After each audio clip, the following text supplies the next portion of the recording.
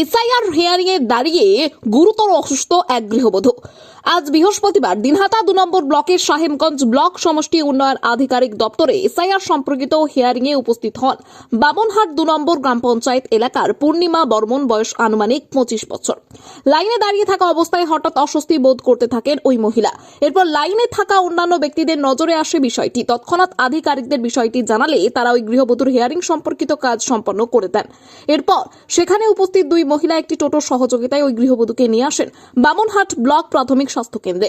স্বাস্থ্যকেন্দ্রে আসার পর আরো বেশি অসুস্থ হয়ে পড়েন ওই গৃহবধূ। হাসপাতাল সূত্রে খবর, ওই গৃহবধূ প্রচন্ড শ্বাসকষ্ট হচ্ছিল। এরপর তাকে অক্সিজেন সাপোর্ট দেওয়া হয়।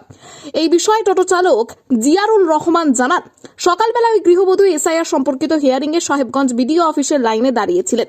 সেখানেই হঠাৎ করে তিনি অসুস্থ হয়ে পড়েন। এরপর এলাকাবাসী এবং স্থানীয় পঞ্চায়েত সদস্যের সহযোগিতায় জিয়ারুল রহমানের টোটোতে ওই গৃহবধূকে বামনহাট ব্লক প্রাথমিক স্বাস্থ্য কেন্দ্রে পাঠিয়ে দেন।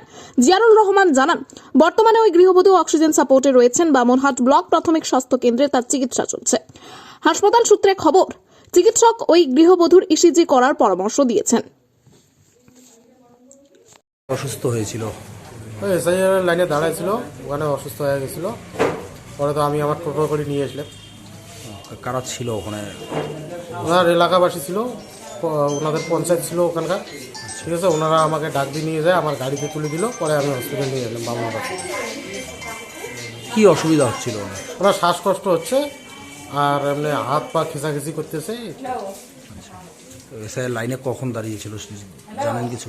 না, ও বিষয়ে জানি না, সম্ভবত সকালবেলায় গেছিলো উনি। ওটা যেটা শুনলাম সকালবেলায় গেছিলো, সকাল থেকেই লাইনে ছিল উনি। ঘটনাটা কয়টার দিকে হলো আপনার ওখানে?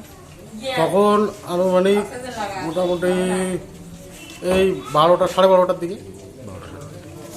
তারপরে হাসপাতালে নিয়ে আসার পর কি অক্সিজেনের ব্যবস্থা করা হয়? এখানে হাসপাতালে নিয়ে ডাক্তারবাবু দেখলেন, অক্সিজেন লাগাইলেন। এখনো হসপিটালেই আছে, চিকিৎসা চলতেছে। আপনার নাম? আমার নাম জিয়ারুল মিয়া। বাড়ি? বাড়ি তুরুককাটা, বামনহাট তুরুককাটা।